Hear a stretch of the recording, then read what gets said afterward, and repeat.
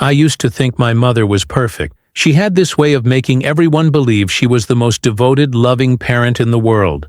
But perfection, I learned, can be the most dangerous lie of all. My name is Tyler Matthews, and I'm 13 years old. At least that's what my birth certificate says. Sometimes I feel like I'm much older, like I've lived through lifetimes of experiences that no kid should ever have to endure. Other times, I feel like I'm still that scared little boy who used to hide in his closet, wondering why his mother's love felt more like a prison than protection. I live in Laurelhurst, one of Portland's most beautiful neighborhoods, where the houses are big and expensive, where the lawns are perfectly manicured, and where everyone pretends they have perfect lives. Our house sits on a tree-lined street, a stunning craftsman-style home with a wraparound porch and a garden that looks like it belongs in a magazine. From the outside, we look like the American dream, a successful single mother raising her brilliant, well-behaved son. My mother, Dr. Catherine Matthews, is a prominent pediatric surgeon at Oregon Health and Science University. At 44 years old, she's everything society tells us a successful woman should be: beautiful, intelligent, accomplished, and completely devoted to her child. She has shoulder-length auburn hair that she always wears in a perfect style, designer clothes that never have a wrinkle, and a smile that could convince anyone of anything. To the outside world, she's a hero. She saves children's lives for a living. She volunteers at charity events. She's on the board of 3 different non-profit organizations. She's been featured in Portland Monthly magazine as one of the city's most influential women. Everyone who knows her thinks she's incredible, and they never fail to tell me how lucky I am to have such an amazing mother. If only they knew the truth. This morning started like every other morning in our perfectly orchestrated life. I woke up at exactly 6:30 a.m., not because I wanted to, but because that's when my alarm goes off, the alarm my mother set for me when I was 8 years old. She believes in routine, in structure, in controlling every aspect of my existence for my own good. I walked downstairs to find breakfast already prepared and waiting for me. Steel-cut oats with precisely measured berries, a glass of fresh orange juice, and my daily vitamins arranged in a perfect line.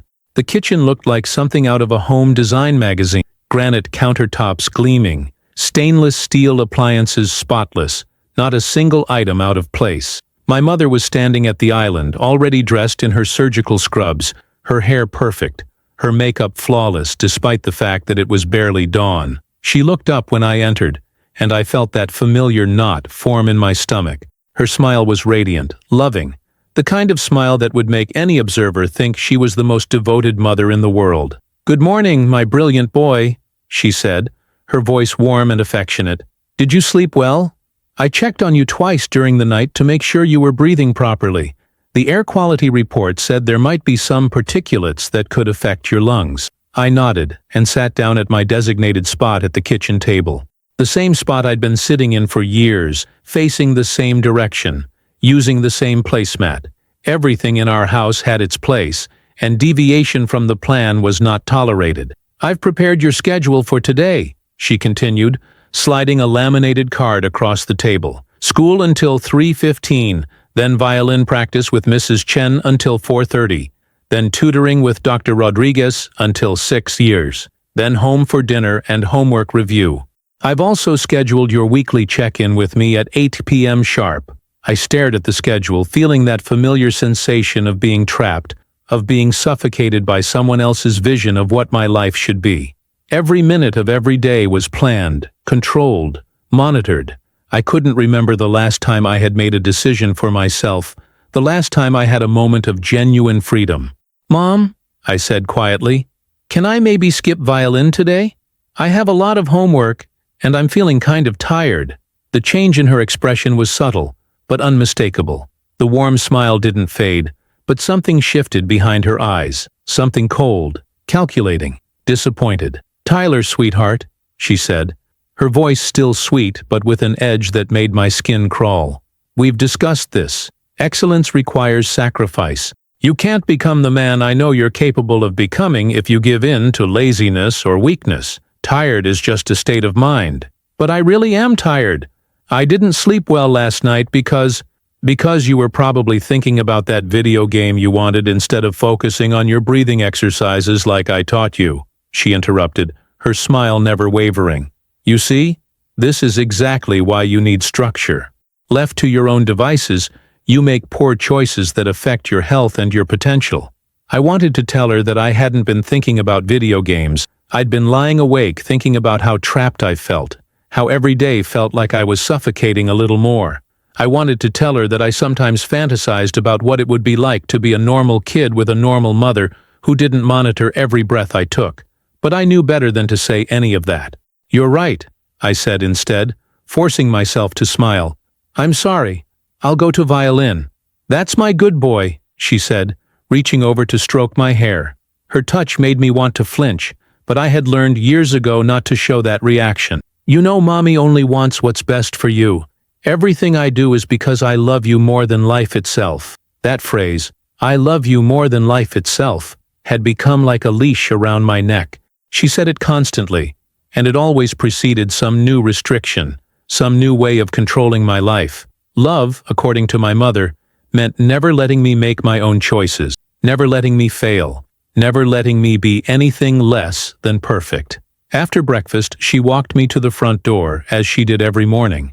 She straightened my collar, checked that my backpack was properly organized, and handed me my lunch, prepared exactly to her nutritional specifications. Remember, she said, cupping my face in her hands, you represent our family everywhere you go. Every choice you make reflects on me, on us, on everything I've sacrificed to give you the best possible life. Don't disappoint me. The weight of those words settled on my shoulders like a lead blanket. Don't disappoint me. The underlying threat was always there, even though it was never spoken aloud. What would happen if I did disappoint her?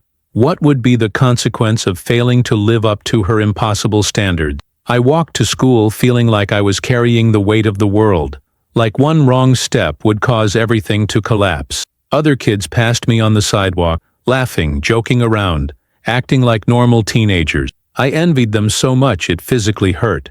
They had no idea what it was like to live under constant surveillance, to have every moment of their lives choreographed by someone else's obsessions. At school, I was known as the smart kid, the well-behaved kid, the one who always had his homework done perfectly and never caused any trouble. Teachers loved me because I was everything they wanted in a student, but I could see the way other kids looked at me sometimes, like I was weird, like there was something off about me that they couldn't quite put their finger on. They were right. There was something off about me. I had been molded, shaped, and controlled for so long that I didn't know who I really was underneath all of my mother's expectations. I was like a perfectly crafted doll, beautiful on the surface, but hollow inside. During lunch, I sat alone in the library, as I always did. My mother had convinced me years ago that the other kids were bad influence, that spending time with them would corrupt me, drag down my academic performance, and lead me away from my destiny. She had isolated me so completely that I had forgotten how to make friends, how to connect with people my own age. Mrs. Patterson, the librarian, often tried to engage me in conversation. She was a kind woman in her 50s with graying hair and gentle eyes. "Tyler, you seem sad today," she said, sitting down across from me. "Is everything all right at home?" The question caught me off guard. Nobody ever asked me how things were at home. Everyone assumed that because my mother was successful and devoted, everything must be perfect. "Everything's fine," I said automatically. The response programmed into me through years of conditioning. But Mrs. Patterson didn't look convinced. "You know, if you ever need someone to talk to, I'm here. Sometimes it helps to have an adult who's not your parent to listen." For a moment I considered telling her the truth. I considered explaining that I felt like I was suffocating, that I couldn't remember the last time I had made a choice for myself, that I sometimes lay awake at night wishing I could be anyone else, anywhere else. But then I remembered my mother's words. "Everything you do reflects on me." What if Mrs. Patterson didn't understand? What if she thought I was being ungrateful for having such a devoted mother? What if she told someone, and it got back to my mother? "Thank you," I said instead. "But really, everything's fine."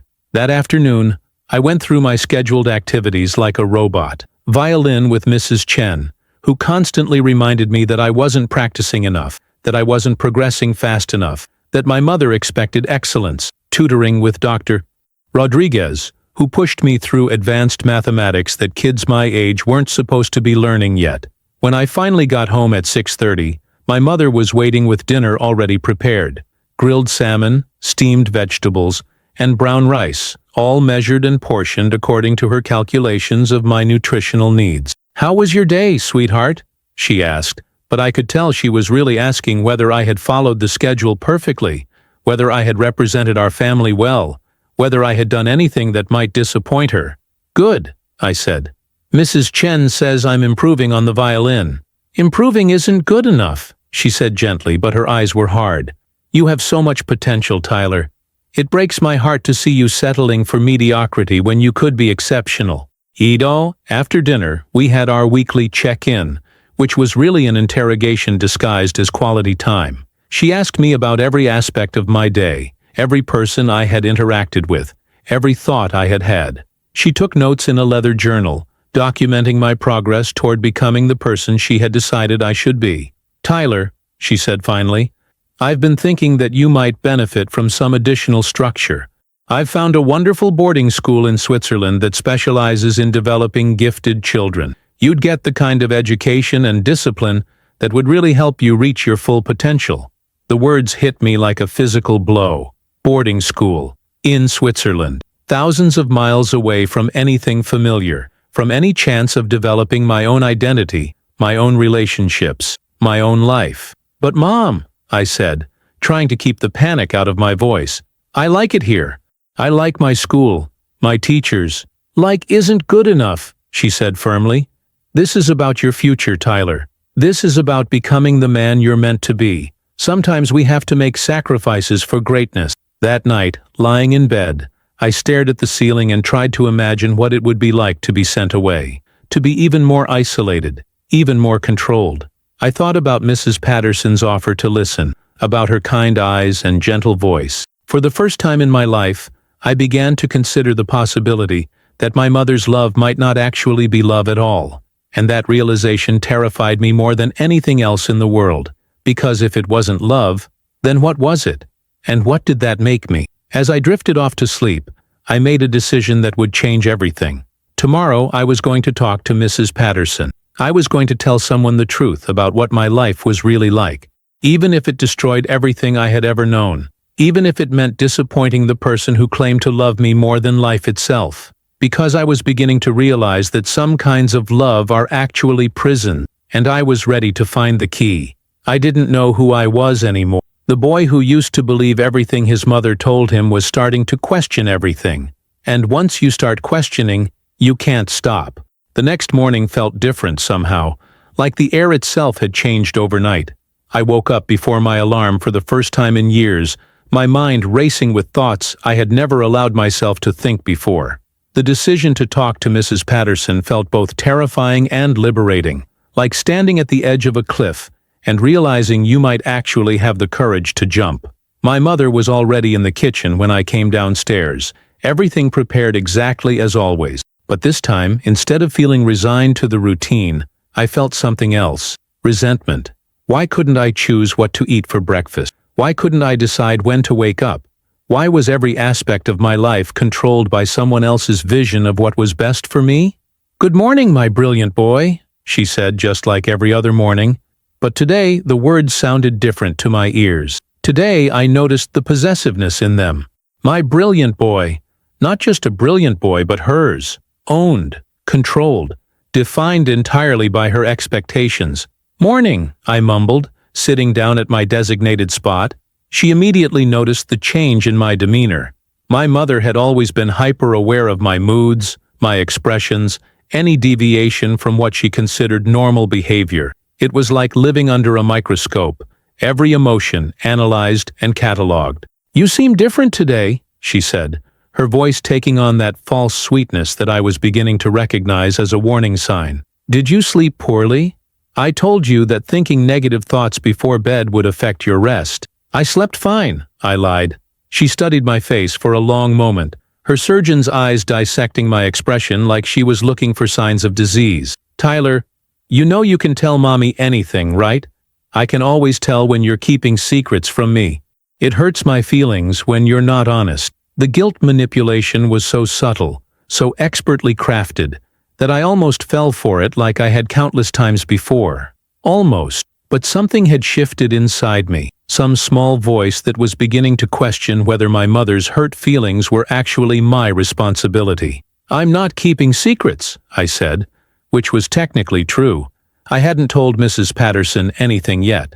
"Good," she said, but her smile didn't reach her eyes. "Because secrets are poison, Tyler.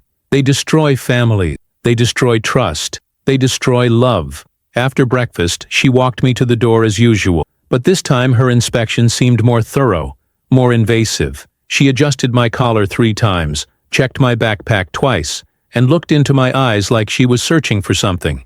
"Remember what I told you about that boarding school?" she said as I reached for the door handle. "I've already started the application process. It's very exclusive, very difficult to get into, but I have connections. We could have you enrolled by next fall." The threat was clear, even though it was disguised as an opportunity. "Behave, conform, don't cause problems, or you'll be sent away." "I understand," I said, but inside I was screaming. The walk to school felt like a march toward execution. Every step brought me closer to the moment when I would have to decide whether to actually go through with talking to Mrs. Patterson. Part of me wanted to turn around, go home, and pretend that everything was fine. It would be easier that way, safer. But another part of me, a part that was growing stronger every day, whispered that safety wasn't worth living in a cage. At school, I went through my morning classes like a zombie. Math, science, English literature, all subjects that I excelled at, because failure wasn't an option in my mother's world. But for the first time I found myself wondering what I would choose to study if the choice was actually mine. What interested me? What did I enjoy? I realized with horror that I didn't know. When lunch period arrived, I made my way to the library with my heart pounding. Mrs. Patterson was at her desk organizing returned books, humming quietly to herself. She looked up when she saw me approaching and smiled warmly. "Tyler, how are you today?" "Mrs. Patterson," I said, my voice barely above a whisper. "Yesterday you said I could talk to you if I needed someone to listen." She immediately stopped what she was doing and gave me her full attention. "Of course. Would you like to sit down?"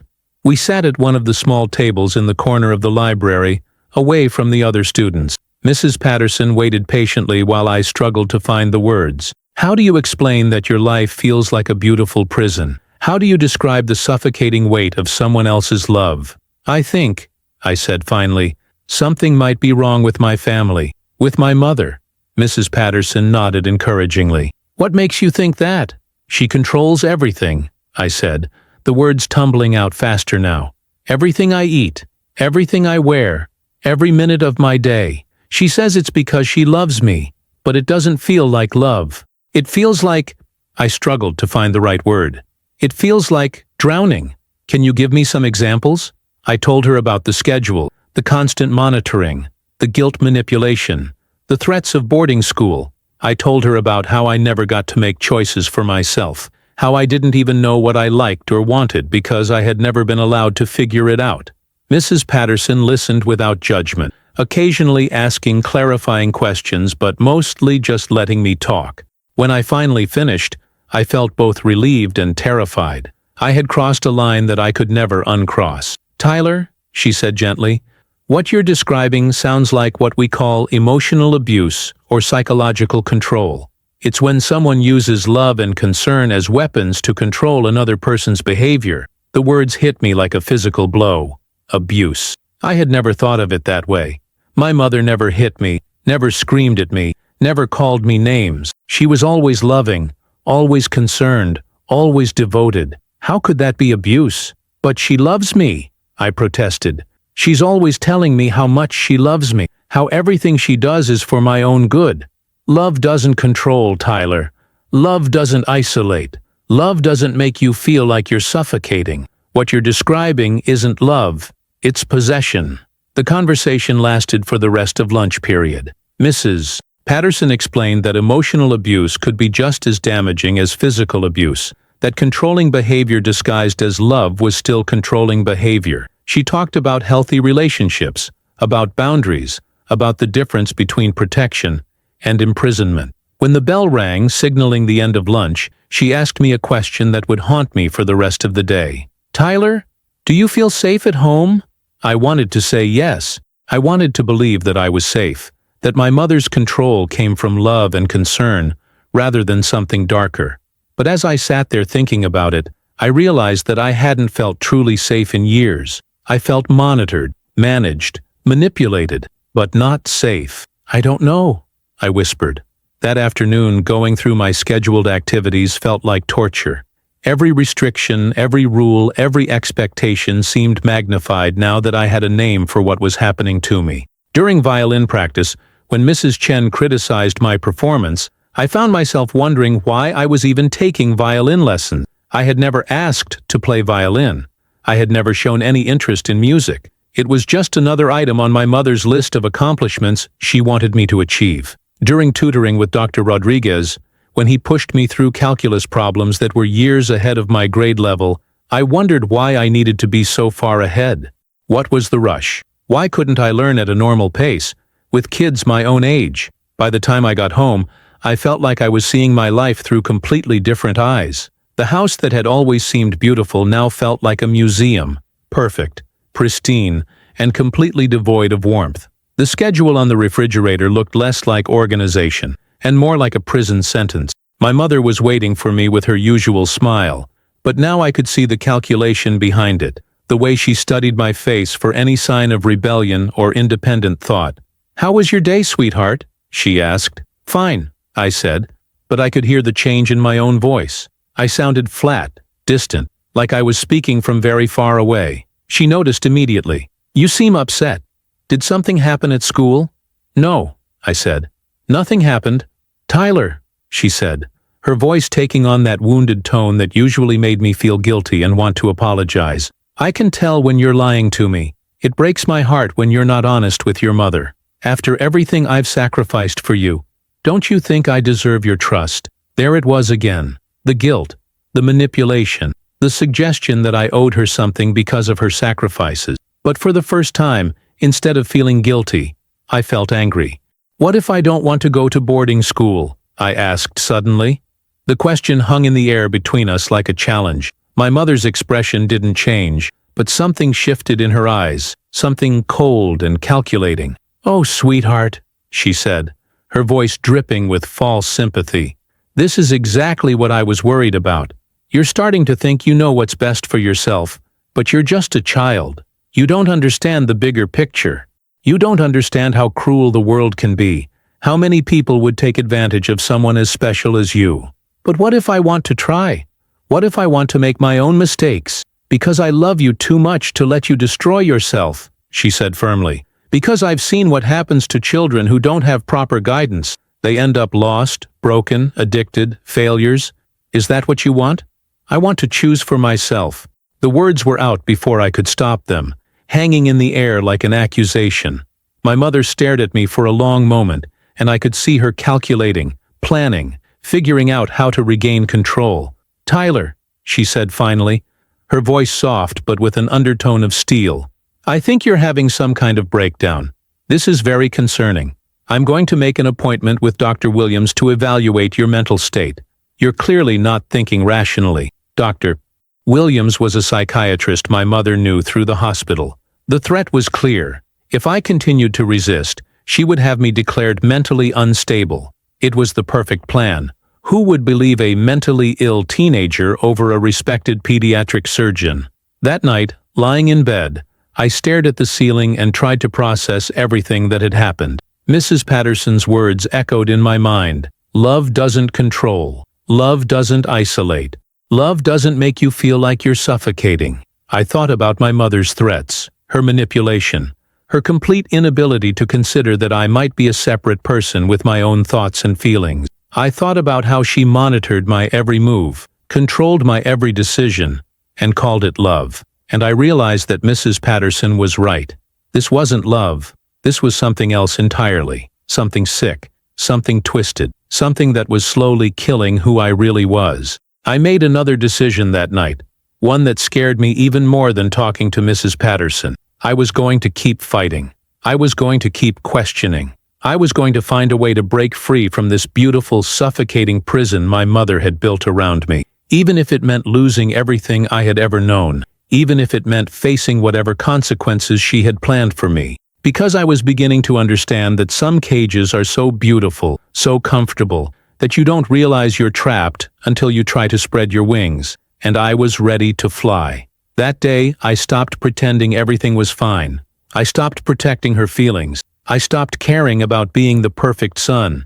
And that's when I discovered just how dangerous a cornered narcissist can be. 3 days after my conversation with Mrs. Patterson, my mother made good on her threat. I came home from school to find Dr. Williams, a stern-faced man in his 60s, sitting in our living room with a clipboard and a concerned expression. My mother was beside him, playing the role of the worried parent to perfection. "Tyler, sweetheart," she said, rising to greet me with a hug that felt more like a trap than affection. "Dr. Williams is here to help us figure out what's been troubling you lately.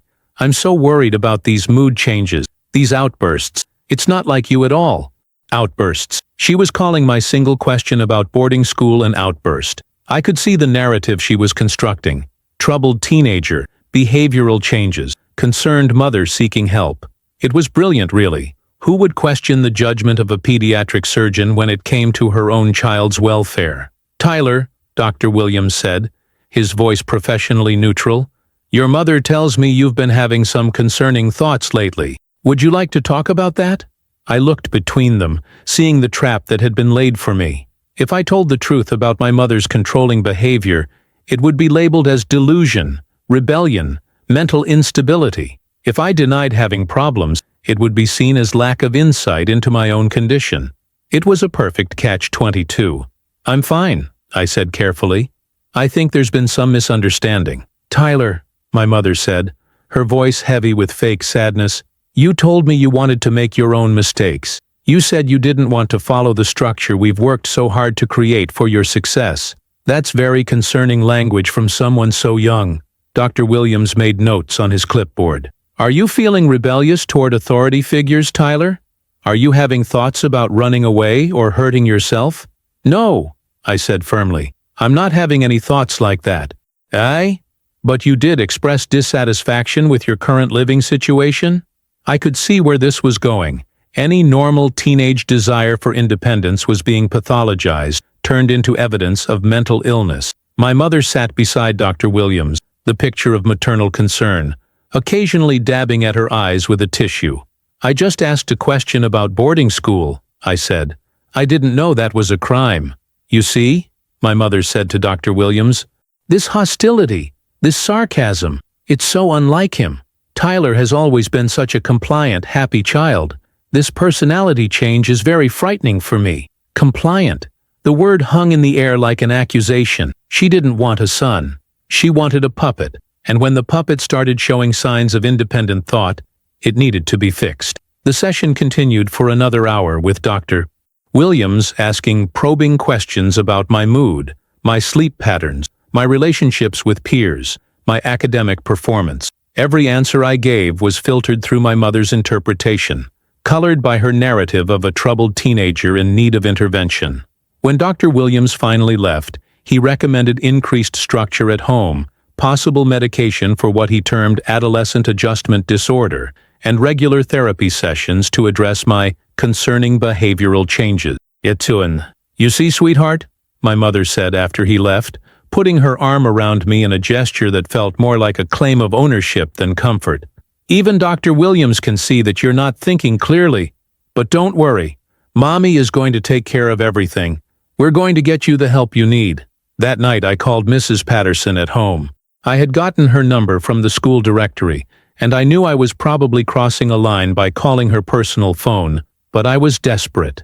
"Mrs. Patterson?" I said when she answered. "It's Tyler Matthews. I'm sorry to call you at home, but I need help." "Tyler, what's wrong? You sound upset." I told her about Dr. Williams' visit, about how my mother was trying to have me labeled as mentally ill for questioning her control. I told her about the threats of medication, increased restrictions, and the boarding school that was starting to look more like a psychiatric facility than an educational institution. Mrs. Patterson listened quietly, and when I finished, she was silent for a long moment. "Tyler," she said finally, "I think you need more help than I can provide. What you're describing is serious. Using psychiatric intervention as a way to maintain control over a child is a form of medical abuse. I think you need to talk to a real psychologist, someone who specializes in family dynamics and adolescent development." "But what if they don't believe me? What if they think I'm really mentally ill?" "Then we'll find someone who will listen, someone who understands the difference between normal teenage development and actual mental illness." The next day at school, Mrs. Patterson approached me during lunch with a name and phone number written on a piece of paper. "Dr. Sarah Chen," she said quietly. "She's a child psychologist who specializes in family trauma and emotional abuse. She has experience with cases like yours. I've already called her and explained the situation. She's willing to see you." "But how? My mother would never allow it." Oregon law allows minors over 14 to seek mental health treatment without parental consent in certain circumstances. You're only 13, but Dr. Chen thinks we might be able to make an exception given the circumstances. The appointment was set for the following afternoon. Mrs. Patterson arranged for me to leave school early, telling the office that I had a medical appointment. It wasn't technically a lie, but it felt like the most rebellious thing I had ever done. Dr. Chen's office was different from Dr. Williams' sterile environment. It was warm, comfortable, with soft lighting and plants in every corner. Dr. Chen herself was a woman in her 40s, with kind eyes and a gentle manner that immediately put me at ease. "Tyler," she said after I had settled into a comfortable chair, "Mrs. Patterson has told me a little about your situation, but I'd like to hear it in your own words. Take your time." For the next 2 hours, I told her everything. Not just the events of the past week, but years of control, manipulation, and emotional imprisonment disguised as love. I told her about the schedule, the isolation from peers, the constant monitoring, the guilt manipulation, the threats of boarding school. Dr. Chen listened without interruption, occasionally making notes, but mostly just giving me her full attention. When I finished, she was quiet for a moment, processing what I had told her. "Tyler," she said finally, "what you've described is a form of psychological abuse called enmeshment. It's when a parent becomes so over-involved in a child's life that the child's individual identity becomes lost. Combined with the control and manipulation you've described, this is clearly abusive." Hearing a professional validate my experience was both relieving and terrifying. It meant I wasn't crazy, but it also meant that my worst fears about my mother were true. "The concerning thing," Dr. Chen continued, "is that your mother's response to your normal desire for independence was to have you psychologically evaluated. That's a form of gaslighting, making you question your own reality and sanity when you start to resist her control." "What do I do?" I asked. "She's talking about sending me to boarding school, putting me on medication, increasing restrictions. She's convinced everyone that I'm having some kind of breakdown." Dr. Chen leaned forward. "Tyler, I want you to understand something. You are not having a breakdown. You are having a breakthrough. You're starting to see your situation clearly for the first time, and that's actually a sign of mental health, not illness." She explained that my mother's behavior was consistent with narcissistic personality disorder, a condition where a parent sees their child not as a separate individual, but as an extension of themselves. Everything I did reflected on her, so she needed to control everything I did. "The boarding school threat is particularly concerning," Dr. Chen said. "It sounds like she's planning to send you somewhere where she can maintain control while removing you from any support systems or outside perspectives that might challenge her narrative. Can you help me? I can document what you've told me. I can provide a professional opinion that contradicts Dr. Williams's assessment. But Tyler, I need you to understand. Challenging a parent like this is not going to be easy. She's going to escalate her control tactics when she realizes she's losing power over you."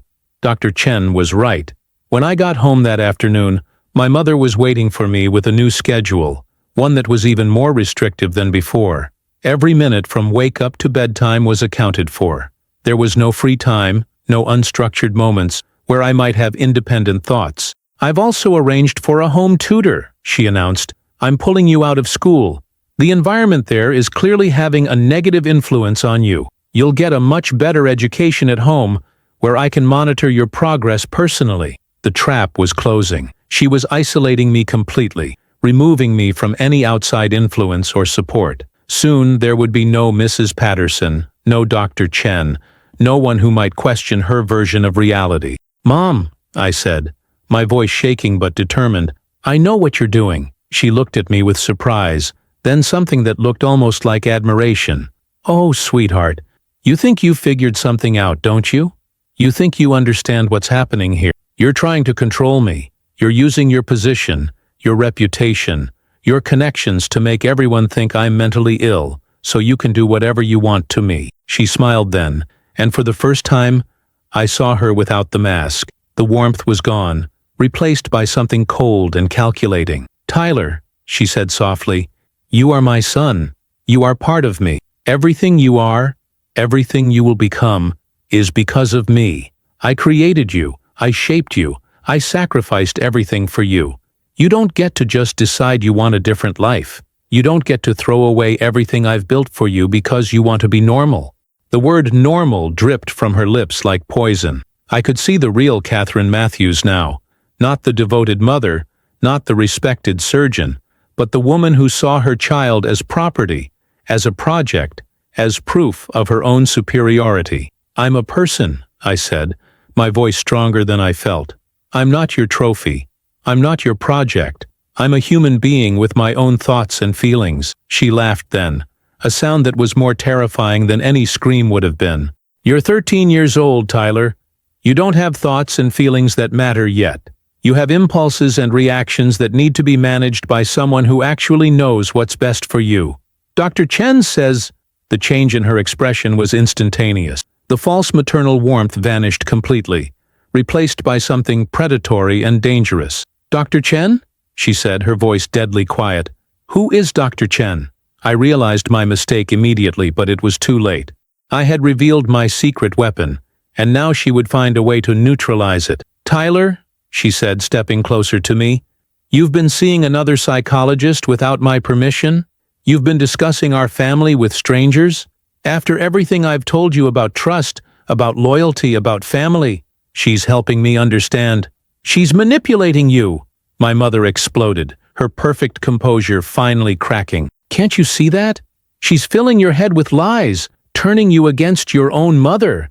This is exactly what I was trying to protect you from." I had never seen her lose control like this before.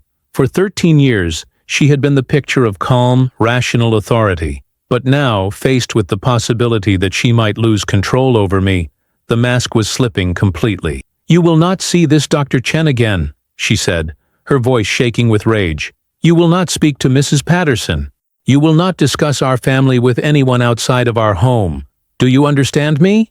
You can't stop me from talking to people." "Can't I?" she said, and her smile was terrifying. "Tyler, I'm a respected pediatric surgeon. I have connections throughout the medical community, the legal community, the educational system. If I say my son is having a psychological crisis and needs to be protected from outside influences, who do you think they're going to believe? A troubled teenager? Or a doctor with 20 years of experience?" The threat was clear, and I could see that she had the power to carry it out. She could have me declared mentally incompetent. She could have me institutionalized. She could destroy any relationship I tried to form with anyone who might help me. That night, she implemented what she called enhanced supervision. She removed the door to my bedroom. She installed a monitoring system so she could watch me at all times. She took away my phone, my computer, any way I might contact the outside world. "This is for your own protection," she explained as she set up the cameras. "Until we can get your mental health stabilized, I need to make sure you're safe." I lay in my doorless room that night, staring at the red light of the camera, feeling more trapped than I had ever felt in my life. But something had changed inside me during those conversations with Mrs. Patterson and Dr. Chen. I had seen what my life could be like, had glimpsed the possibility of freedom, of choice, of being my own person. And now that I had tasted it, I couldn't go back to being her perfectly controlled puppet. I began to plan. She thought she had me trapped completely. She thought that by removing every connection to the outside world, she could force me back into the perfect son she had created. She was wrong. The next 2 weeks were the longest of my life. Under my mother's enhanced supervision, every moment was monitored, every breath recorded, every expression analyzed for signs of continued rebellion. She had effectively turned our house into a prison, and I was the sole inmate. She had withdrawn me from school permanently, citing my mental health crisis and the need for specialized educational intervention. The home tutor she hired was a stern woman named Ms. Karloff, who seemed more interested in reporting my behavior to my mother than actually teaching me anything. My daily schedule was now a masterpiece of control. Wake up at 6 a.m., supervised breakfast at 6:30, lessons with Ms. Karloff from 8 Nalern to 12 Frau, lunch at 12:30, therapeutic activities, which consisted of sitting quietly while my mother lectured me about gratitude and obedience, from 1 to 3 hours, more lessons from 3:30 to 5:30, dinner at 6 u, and reflection time until bedtime at 8:30. There was no free time, no unstructured moments, no opportunity for independent thought. Even my bathroom breaks were timed and monitored. My mother had created the perfect totalitarian state, and I was both its only citizen and its only prisoner. But she had made one crucial mistake. She underestimated my determination. During the first week of house arrest, I played the role of the defeated son. I apologized for my confusion, expressed gratitude for her help, and pretended to be ashamed of my inappropriate behavior. I could see her relaxing slightly, convinced that she had successfully reasserted control. But while she thought I was being rehabilitated, I was actually observing, planning, looking for weaknesses in the system she had created. I noticed that Ms. Karloff took a 15-minute break every day at 10:30, during which she went outside to smoke cigarettes. I noticed that my mother's hospital schedule kept her away from the house for exactly 4 hours every Tuesday and Thursday afternoon.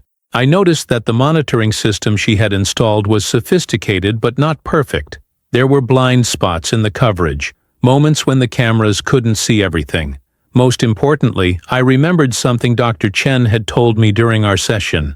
Sometimes the only way out of an abusive situation is to make it impossible for the abuser to maintain their control. I needed help, but I needed it from someone my mother couldn't intimidate or manipulate. I needed someone with authority, someone who couldn't be dismissed as easily as a school librarian or a private psychologist. On the second Tuesday of my imprisonment, while my mother was at the hospital and Ms. Karloff was on her smoke break, I put my plan into action.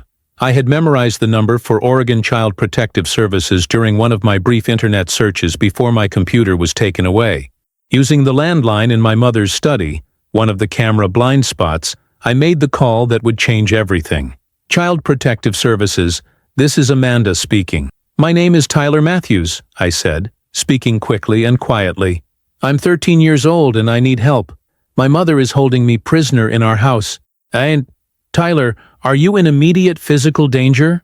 I don't think she'll hurt me physically, I said, but she's taken me out of school. She's monitoring me with cameras. She's trying to have me declared mentally ill so she can send me away. She's a doctor, and she's using her position to convince everyone that I'm having a breakdown, but I'm not.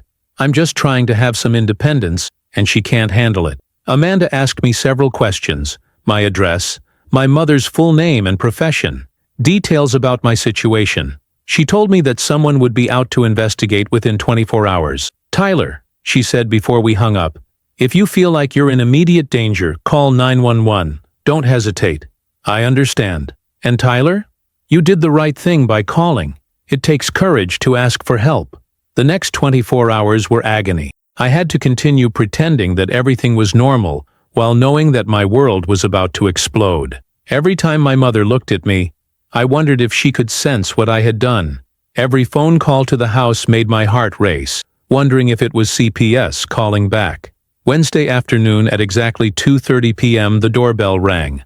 I was in the living room with Ms. Karloff, working through a geometry lesson, when we heard my mother's voice at the front door. She sounded surprised, confused, and just slightly defensive. I'm sorry, but there must be some mistake. Tyler is fine. He's right here, working on his lessons. A woman's voice responded, calm but authoritative.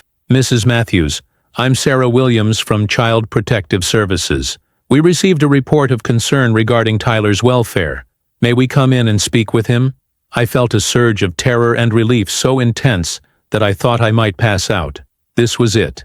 The moment of truth. Either I would be saved, or my mother would find a way to convince them that I was delusional, and the nightmare would get even worse. My mother appeared in the doorway of the living room, her face a mask of concerned confusion. Behind her were two women, one in her 30s with short brown hair and kind eyes, the other older with graying hair and a no-nonsense expression. "Tyler, sweetheart," my mother said, her voice perfectly calibrated to convey maternal worry. "These ladies are from Child Services. They seem to think someone called them about you. Do you know anything about that?" The question was loaded with threat. I could see the warning in her eyes. Deny everything. Play your part, or face the consequences. For a moment I wavered. It would be so easy to say I didn't know anything, to let her handle this like she handled everything else. But then I remembered Dr. Chen's words about breakthrough versus breakdown, and I found my courage. "I called them," I said, my voice steady despite my racing heart. The silence that followed was deafening. I could see my mother calculating, trying to figure out how to spin this, how to maintain control of the narrative. "Oh, sweetheart," she said finally, her voice dripping with false sympathy. "You see? This is exactly what I've been worried about. Tyler has been having some psychological difficulties lately. He's been having paranoid thoughts, imagining that normal parental supervision is somehow abusive. I've been working with mental health professionals to get him the help he needs." The younger CPS worker, who had introduced herself as Sarah, stepped forward. "Tyler, would you like to speak with us privately?"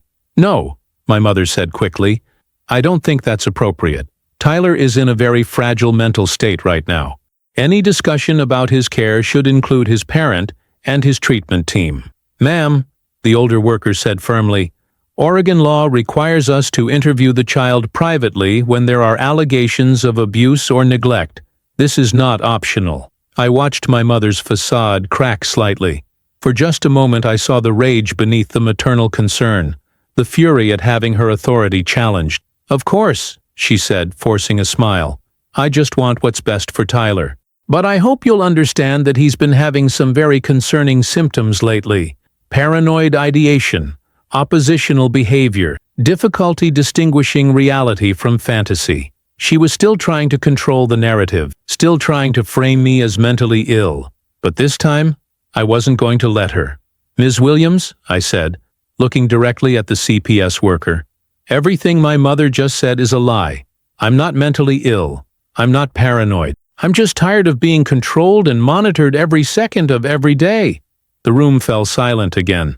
Ms. Karloff looked uncomfortable, clearly wishing she was anywhere else. My mother's smile became strained, brittle. "Tyler," she said, her voice taking on that dangerous edge I had learned to fear, "you're not thinking clearly right now. Maybe you should go to your room while the adults discuss." "No," Sarah interrupted firmly. "Tyler, we'd like to speak with you alone now. Mrs. Matthews, we'll need you to wait in another room. I absolutely will not leave my mentally unstable child alone with strangers. This is completely inappropriate, and I'll be calling my lawyer." "That's your right," the older worker said calmly. "But we will be interviewing Tyler privately, either here or at our office. The choice of location is yours." The standoff lasted for several more minutes, with my mother trying various tactics to maintain control, threatening legal action, citing her professional credentials, questioning the worker's authority. But in the end, she had no choice but to comply. As she left the room, she looked at me with an expression I had never seen before. It wasn't anger or disappointment. It was hatred, pure, undiluted hatred for the child who had dared to challenge her absolute authority. And I realized that I was looking at the real Catherine Matthews for the first time in my life. The woman who had pretended to love me more than life itself actually hated me more than anything in the world. Because I had committed the ultimate sin. I had tried to become my own person. That day, I learned that sometimes the people who claim to love you the most are the ones who are slowly killing who you really are. And sometimes, the only way to save yourself is to walk away from everything you've ever known. The interview with the CPS workers lasted 3 hours. In that small conference room at their downtown office, I told my story from the beginning. Not just the recent events, but years of control, manipulation, and emotional imprisonment disguised as maternal devotion. Sarah Williams and her colleague Janet Rodriguez listened without judgment as I described my mother's elaborate system of control. I told them about the schedules that governed every minute of my life, the isolation from peers, the constant monitoring, the threats of boarding school and psychiatric intervention whenever I showed signs of independent thought. "Tyler," Sarah said when I finished, "what you've described is a form of psychological abuse called coercive control. It's when someone uses systematic patterns of behavior to dominate and control another person." "But she never hit me," I said, still struggling with the idea that what I had experienced was actually abuse. "She always said she loved me. Everything was always done for my own good." "Abuse isn't always physical," Janet explained. "Emotional and psychological abuse can be just as damaging, sometimes more so. The fact that your mother framed her controlling behavior as love doesn't make it any less abusive." They asked detailed questions about my daily life, my mother's response to normal teenage desires for independence, the way she had tried to pathologize my behavior when I began to resist her control. They were particularly concerned about her attempt to have me declared mentally ill and her plans to send me to a residential facility. "Tyler," Sarah said finally, "we're going to need to remove you from your mother's custody while we conduct a full investigation." The words hit me like a physical blow. Remove me from custody. Even though I had called them, even though I wanted to escape my mother's control, the reality of being taken away from the only home I had ever known was terrifying. "Where will I go? We have foster families who specialize in emergency placements. We'll find somewhere safe for you while we sort this out." "What about my mother? What will happen to her?" Sarah and Janet exchanged a look.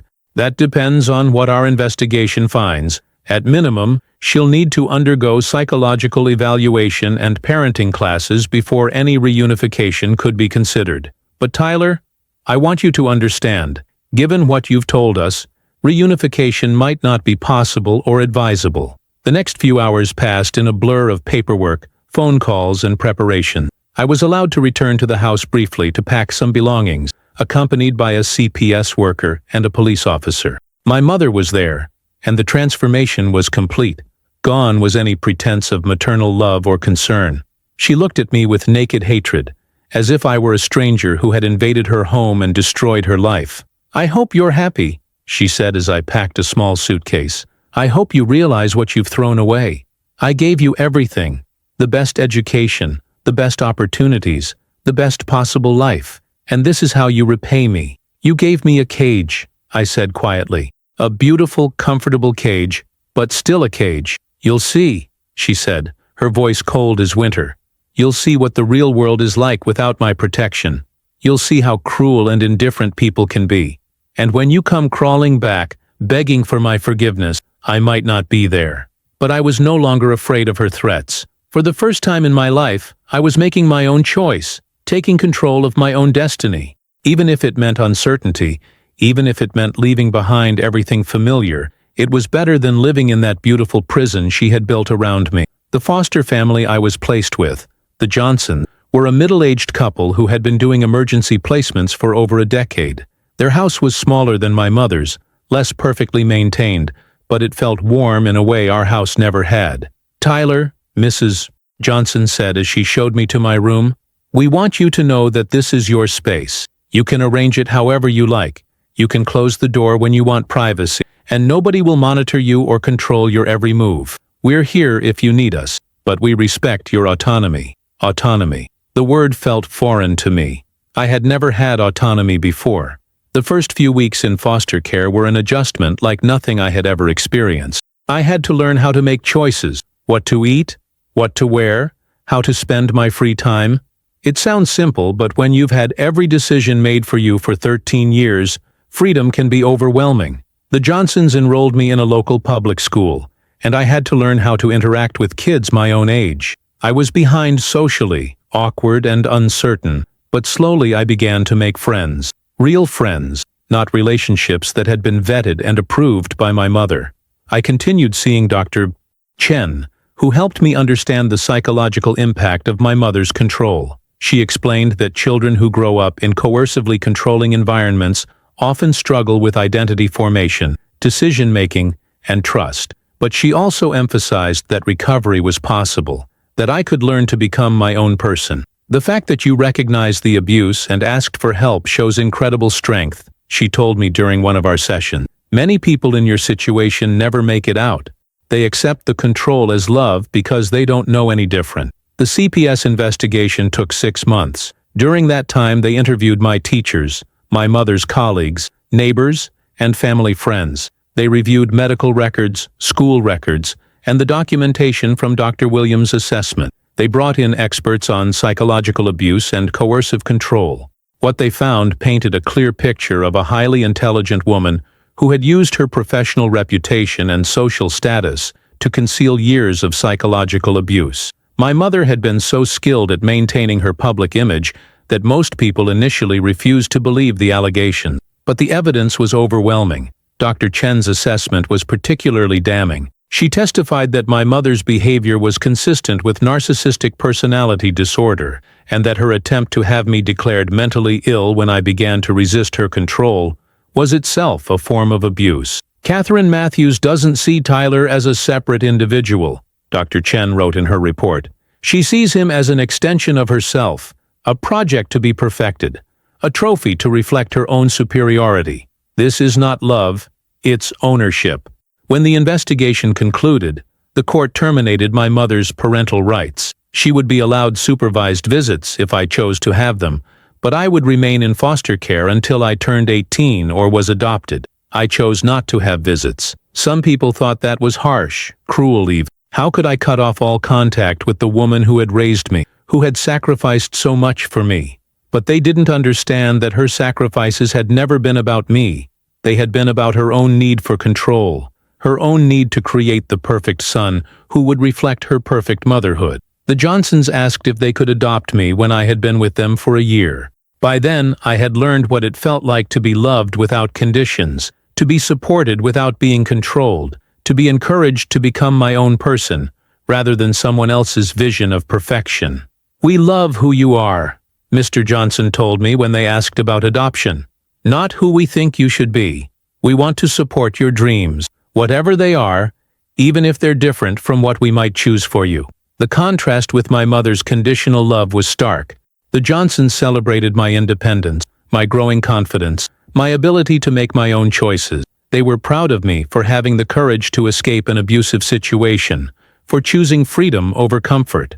I'm 17 now, a senior in high school. I'm planning to study psychology in college, partly because I want to help other kids who are trapped in situations like I was, but mostly because I'm fascinated by the human capacity for resilience and recovery. I still have challenges. Trust doesn't come easily when the first person who was supposed to love you unconditionally used that love as a weapon. I sometimes struggle with decision-making, with believing that my choices matter, with accepting that I deserve love without having to earn it through perfect behavior. But I also have something I never had during those 13 years with my mother: freedom. The freedom to succeed or fail on my own terms. The freedom to form relationships based on mutual respect rather than control. The freedom to discover who I really am underneath all those years of imposed expectations. My mother still lives in Portland, still works at the hospital, still maintains her reputation as a respected surgeon. To most people who know her professionally, she's the victim in this story, the devoted mother whose ungrateful son was manipulated by the system into believing he was abused. But I know the truth. And more importantly, I'm free from her truth. Sometimes people ask me if I regret calling CPS, if I wish I had tried to work things out with my mother instead of destroying our family. The answer is always no. That family was built on a foundation of control and manipulation. Breaking it apart was the only way to build something real in its place, because I learned something important during those 3 years of recovery. Love doesn't control. Love doesn't monitor. Love doesn't impose conditions or threaten consequences for independence. Love sets you free.